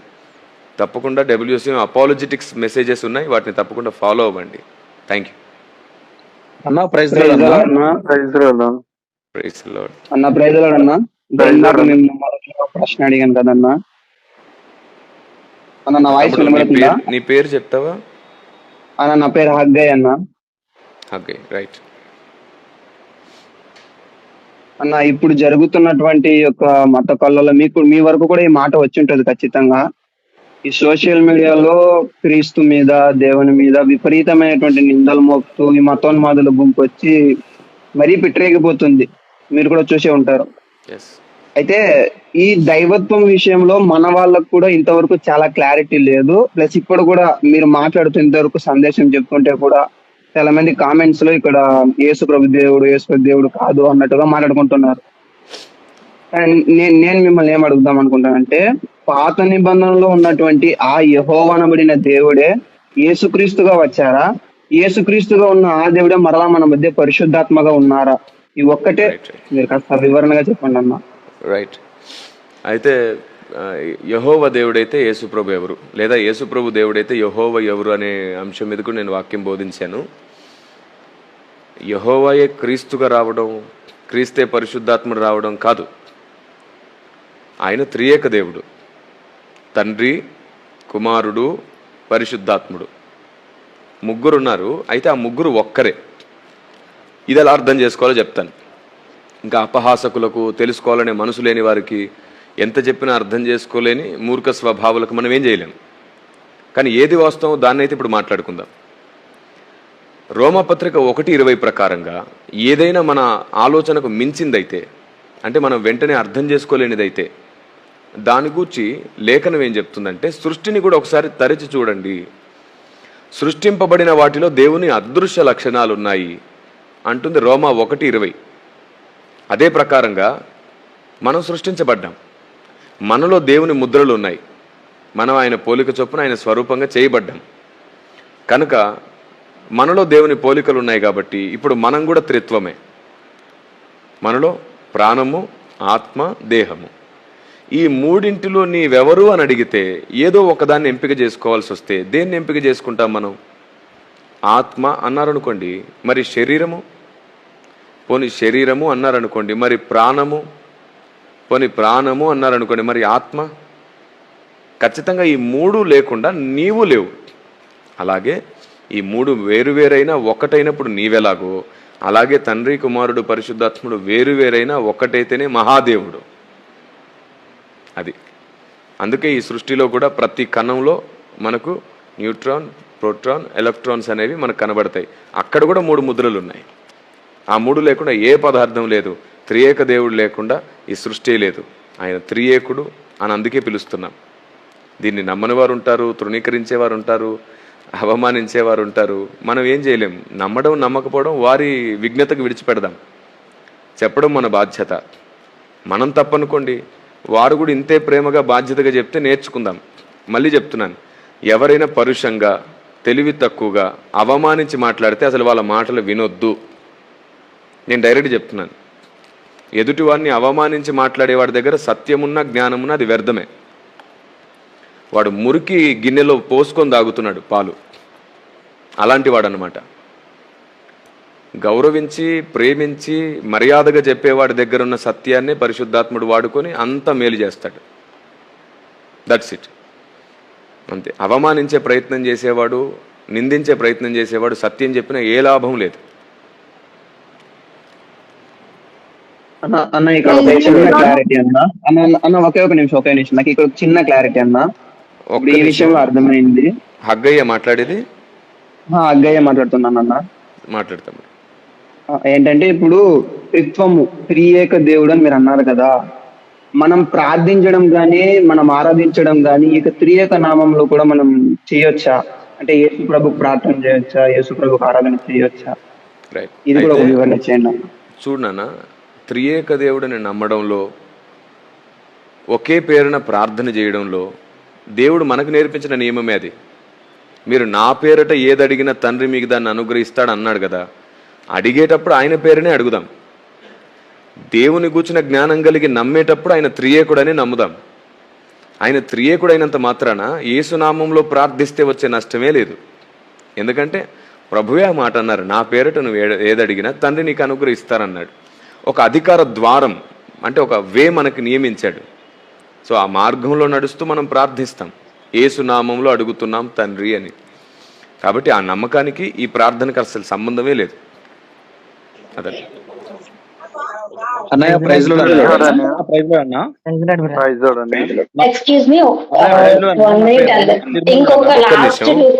ఒక్క నిమిషం ఇక్కడ బ్రదర్ రమేష్ అన్న అడగండి. అన్నయ్య ప్రైజ్ లో అన్న, నేను నిర్మల్లో తెలంగాణలో సేవ చేస్తానన్నా. మీ ప్రసంగాలు మీ వాక్యాలు నేను చాలా విని బోధలు బాధపడుతున్నాను. మీరు చేసే ప్రసంగాలు వచ్చేసి అన్న, ఈ ఋగ్వేదం కానీ సంహిత ఉంది కదన్నా, ఇవన్నీ వేదాల గురించి మీరు చాలా వివరణ అద్భుతంగా ఇచ్చారన్న. అవన్నీ నేను చాలా ప్రసంగాలు విన్నాను. మరి దాంట్లో లోతైన మర్మాలు ఉన్నాయన్న. వాటిని నేను చాలా నమ్మాను, చాలా చదువుతా ఉన్నాను. ఇంకా కూడా మిమ్మల్ని కలవలేకపోయాను, నాకు చాలా బాధ ఉంది. డిసెంబర్ ఇప్పుడు నవంబర్ 6 రోజు మేము కలవాలని ఆశ కలిగినాను, హైదరాబాద్ రాబోతున్నాను. సో మీరు చేసే బోధలు ఇంకెందుకు సేవకులు వక్రీకరిస్తారు, దాన్ని అది తప్పుగా చూస్తారు అన్న? కొంచెం దాని గురించి క్లారిటీ ఇవ్వండి అన్న. వాస్తవానికి చాలామంది క్రైస్తవులలోనే వాళ్ళ మంచి మనస్సాక్షి లేదా వాళ్ళకు ఒక మంచి అభిప్రాయం ఉండొచ్చు. వాళ్ళు ఏమంటారంటే బైబుల్ ఉంది కదా, మనకు వేరే గ్రంథంలోంచి దేవుడు ఉన్నాడని చూపించాల్సిన అవసరతే ఉంది అని అంటారు. కానీ నేనేమంటానంటే, అవును బైబుల్ సర్వసత్య గ్రంథం, క్రీస్తులోని సర్వసంపూర్ణత బైబుల్లోనే ఉంది. ఏ గ్రంథాలలో క్రీస్తు లేడు, కానీ ఆ గ్రంథాలలో క్రీస్తును గుర్తించడానికి గుర్తులున్నాయి. వాటిని మాత్రమే చూపిస్తున్నాం. ఎందుకంటే దేవుడు తనను గుర్తించడానికి ప్రపంచమంతటా ముద్రలు వేశాడు. అపోస్తుల కార్యం 17వ అధ్యాయంలో అంటాడు కదా, ఒక మనిషి నుండి ప్రతి జాతి మనిషిని పుట్టించి వారందరూ తడవులాడి కనుగొనడానికి ఆయన పొలిమేర్లు నియమించాడు. సో అలాంటి గుర్తులు కొన్ని ఉన్నాయి. రెండవది, దైవత్వాన్ని అర్థం చేసుకోవడానికి, అంటే దేవుడు తనను తాను ఈ భూమి మీద ఎంతమంది అయితే వెతికారో అంతమందికి దొరికాడు ఆయన. నిజముగా మొరపెట్టే వరకు ఆయన సమీపం. బిలాం ఎవరు? అన్యుడే కదా. కోరేష్ ఎవరు? అతన్ని కూడా వాడుకున్నాడు కదా. సో దేవునికి ఎలాంటి అభ్యంతరం లేదు. ఆ మాటకు వస్తే అబ్రహాంను దేవుడు ఎంపిక చేసుకోవడానికి ముందు అబ్రహాం కూడా అన్యుడుగానే బ్రతికాడు. కాబట్టి చాలామంది అన్యులలో నుండి కూడా దేవుడు అన్యుడు అనే మాట అపవిత్రంగా వాడకూడదు. అన్యుడు అంటే వేరుగా ఉన్నవాడు, మన విశ్వాసానికి వేరుగా ఉన్నవారిని అన్యుడు అన్నాం. సో క్రీస్తు నెరగని చాలామందిలో నుండి ఈ మాట మాట్లాడతాం. ఈ అన్యుడు అనే పదాన్ని కూడా ఈ మధ్యకాలంలో అపార్థం చేశారు. సో దానికి ఒక పర్యాయ పదంగా క్రీస్తు నెరగని వారు అనండి, అప్పుడు చాలా బాగుంటుంది. వారు కూడా కొంచెం నొచ్చుకోకుండా ఉంటుంది. క్రీస్తుని ఎరుగని వారు చాలామంది దేవుని చేత వాడబడ్డ వాళ్ళు ఉన్నారు. కాబట్టి ఎందుకని వీళ్ళు తృణీకరిస్తున్నారు అంటే, బైబుల్ ఉంది కదా, బైబులే చాలు కదా, బైబుల్ అల్టిమేట్ కదా అనే నమ్మకాన్ని బట్టి తృణీకరిస్తున్నారు అంతే. బైబుల్ని గొప్ప చేద్దామని బోధన తృణీకరిస్తున్నారు. వాళ్ళ ఉద్దేశంలో మంచి ఉన్నా ఆ స్టేట్మెంట్ వల్ల జరిగే నష్టం వాళ్ళకి ఇప్పుడు అర్థం కాదు. ఒకరోజు వస్తుంది, దేవుడు వారందరికీ అర్థమయ్యేటట్లు చేస్తాడు, తప్పకుండా అర్థమయ్యేటట్టు చేస్తాడు. అయితే ఒక స్టేట్మెంట్ మాత్రం నిజం, ఏ గ్రంథాలలో క్రీస్తు ఉండడం కాదు, క్రీస్తును గుర్తించడానికి గుర్తులు అన్ని గ్రంథాలలో ఉన్నాయి. క్రీస్తు మాత్రం పూర్తిగా బైబిల్ గ్రంథంలోనే ఉన్నాడు. That's it. థ్యాంక్ యూ అన్న. ఎంతో చక్కగా మాకు question and answer session lead చేశారు. అండ్ లాస్ట్ 2 క్వశ్చన్స్ ఎవరికైనా డౌట్స్ ఉన్నట్లయితే, రిగార్డింగ్ మెసేజ్ మీద ఎవరికైనా డౌట్స్ ఉన్నట్లయితే లాస్ట్ 2 క్వశ్చన్స్ అడగాల్సిందిగా రిక్వెస్ట్ చేస్తా ఉన్నాను. Only for praise the lord అన్న. హైదరాబాద్ నుంచి మాట్లాడుతున్నా. ప్రైజ్ ద లార్డ్ పాస్టర్ గారు. ఇది నా క్వశ్చన్ వచ్చి ఇర్మియా 4:20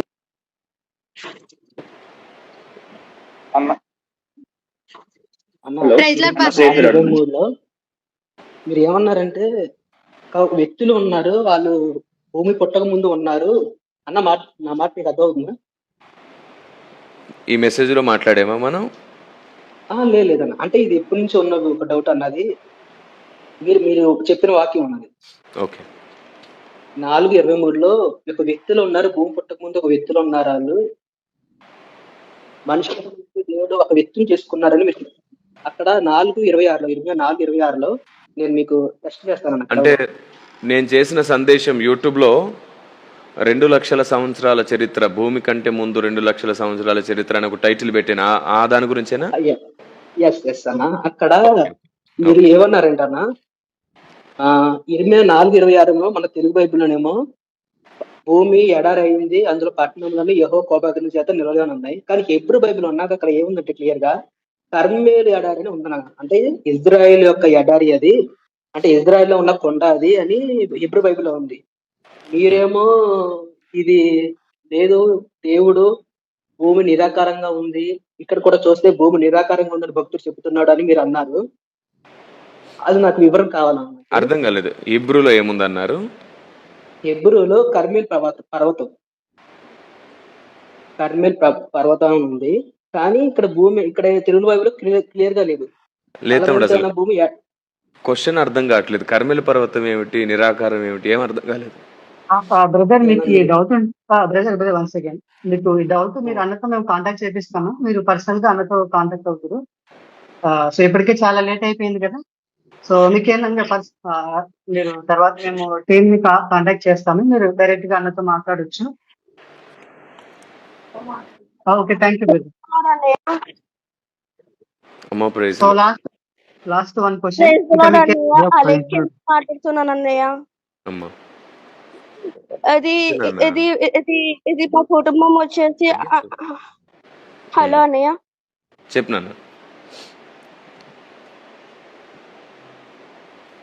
ప్రైజ్ ది లార్డ్ అన్నయ్య. అలేఖ్య అని మాట్లాడుతున్నాను అన్నయ్య. అలేఖ్య, ప్రైజ్ ది లార్డ్ అమ్మా. చెప్పు. కుటుంబం మొత్తము అన్యులుగా ఉన్నారన్న. అండ్ నేనొకటే రక్షించబడినానన్న. పేరెంట్స్ ని ఎలా మార్చాలో కొద్దిగా సలహా ఇస్తారా అన్న? సరే అమ్మా. అలక్య, మొదటి మాట 3 ఫాలో అవ్వు. 1, వాళ్ళ కోసం ఎప్పుడు ప్రార్థన చేయి. 2, వాళ్ళను బాధ పెట్టుకు. వీళ్ళు క్రీస్తుని నమ్మినప్పటి నుంచే ఈవిడ నా మాట వినట్లేదు, తమకు నచ్చింది చేస్తుంది అనుకోనివ్వకు. 3, దేవుని గూర్చి అవకాశం దొరికిన ప్రతిసారి వాళ్ళకి చెప్పడానికి ప్రయత్నం చేయి. మొదటి ప్రార్థన చేయి, 2ది వారి మనసును బాధ పెట్టకు, 3వది అవకాశం దొరికిన ప్రతిసారి దేవుని గురించి వారికి చెప్పు. మనం వారిని రక్షించడం కాదు, ఆత్మదేవుడే వారి మనసులో క్రియ చేస్తాడు. మనం చెప్పేది నిజమే అని ఒక్కసారి అనిపించినా చాలు, ఆ తర్వాత ఆత్మదేవుడు చూసుకుంటాడు. మనం ఆయన్ని నమ్మే పని చేద్దాం. God bless you. అన్న ఇంకొక ప్రశ్న అన్న.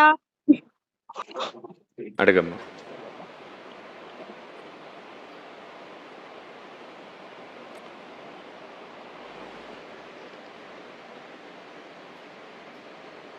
అన్నయ్య ప్రైజ్ ది లార్డ్ అన్నయ్య. ప్రైజ్ ది లార్డ్ అన్నయ్య. అన్నయ్య మనము దేవుని ఆలోచనని ఇంకా బాగా తెలుసుకోవడానికి ఎలాగని అసలుకి ఆయన జ్ఞానమును ఆయన సంకల్పాన్ని మనం పూర్తి. ఇప్పటి వరకు నేను అదే చెప్పాను. ముందు మన ఆలోచన విధానాన్ని మన స్వభావంతో సరి చేసుకోవాలి. అందరు ఏం చెబుతున్నారో అన్నిటినీ కూడా జాగ్రత్తగా వినాలి. వాటిని మళ్ళీ దేవుని దగ్గర పెట్టుకొని ప్రార్థన చేసుకోవాలి, పరిశీలించాలి, వాటి మీద ప్రశ్నలు వస్తే అడిగి నేర్చుకోవాలి. అలా చేస్తే కొన్నాళ్లకు మనకు దేవుని గురించిన పరిపూర్ణ జ్ఞానం వస్తుంది. నేను ఈ స్థాయికి అంటే ఇంత ఓపికగా ఇంత అందరినీ అర్థం చేసుకునే స్థాయికి వెంటనే ఎదగలేదు కదా, నాకు చాలా టైం పట్టింది. అలాగే దేవుడు మనకు పూర్తిగా అర్థం కావాలంటే కూడా చాలా టైం పడుతుంది. ప్రతిరోజు సాధన వల్ల దేవుడు అర్థమవుతాడు. సో ఇప్పటివరకు నేను మెసేజ్లో అదే ప్రాసెస్ చెప్పాను. మీకు WCM పుస్తకాలు సందేశాల కోసం ఒక కాంటాక్ట్ నెంబర్ ఇస్తున్నాను. అడుగుతున్నారు చాలామంది మీ పుస్తకాలు ఎలా దొరుకుతాయని కింద. సో మీరు నోట్ చేసుకోండి, 8500, మళ్ళీ రిపీట్ చేస్తున్నాను, 8500-118-114. మళ్ళీ చెప్తాను, 8500-118-114. ఈ నంబర్కి మీరు వాట్సాప్ త్రూ కనెక్ట్ అవ్వండి. తప్పకుండా మీకు డైరెక్ట్గా మీ ఇంటికే పోస్ట్ ద్వారా పుస్తకాలన్నీ వస్తాయి. Thank you. ఓకే అండి, థ్యాంక్ యూ అన్య. Praise lord. Praise Lord pastor గారు. God bless you. Thank you so much అన్న. టైం అయిపోయింది. So question and answer session అయిపోయింది. మీకు ఏమైనా అదర్వైజ్ గా డౌట్స్ ఏమైనా ఉన్నట్లయితే నోబల్ ఎవాంజలిజం అడ్మిన్స్ కి కాల్ చేసినట్లయితే అన్న యొక్క నెంబర్ తీసుకొని అన్నతో మాట్లాడిస్తాము. So thank you so much అన్న, ఎంతో చక్కగా మాకు మెసేజ్ ని అందించారు. లాస్ట్ గా నాది డౌట్ అన్న, మీరు మధ్యలో అదే వాక్యం మధ్యలో పరలోకంలో ఆకలి దప్పికలు లేనప్పుడు దేవదూతలు ఆహారం పూజిస్తున్నారు అనేసి ఉంటది కదన్న వాక్యంలో. సో వాళ్ళు తింటున్న ఆహారం ఏమిటన్నా? జీవవృక్ష ఫలాలు వేరు, ఇక్కడ భూలోకంలో ఉండే ఆహారం వేరు. ఎస్ బైబిల్లో ఆల్రెడీ మన్నా అనే ప్రస్తావన ఉంది. వాళ్ళు మన్నాను భుజిస్తున్నారు అనే మాట రాయబడింది కదమ్మా. సో దేవదూతల ఆహారం బైబిల్ ప్రకారంగా మన్నా అని చెప్పబడింది. అయితే జీవవృక్ష ఫలమేమో సంఘంలో జయించిన వారికి భుజించనిత్తును అని అన్నాడు. సో అది వేరు ఇది వేరు. కాబట్టి బైబిల్లో చెప్పబడినంత వరకు దేవదూతలు తమ ఆహారాన్ని మన్నాగా చెప్పబడింది, పరలోక ధాన్యం అని కూడా పిలువబడింది. అంతే. ఓకే అన్న, థ్యాంక్ యూ సో మచ్ అన్న. రైట్ అమ్మా, గాడ్ బ్లెస్ యూ. దేవుడు మీ అందరికీ తోడేండును గాక. ఇప్పటివరకు చెప్పిన సందేశాన్ని ఒకవేళ అందుబాటులో ఉంటే మరలా ఆన్లైన్లో మళ్ళీ వినండి, మీ ఆత్మీయ జీవితాన్ని కట్టుకోండి. మళ్ళీ చెప్తున్నాను, మనం గెలవడమే కాదు, మనతో అందరినీ గెలిపించే ప్రయత్నం చేసినప్పుడే మనం గెలుస్తాం. God bless you.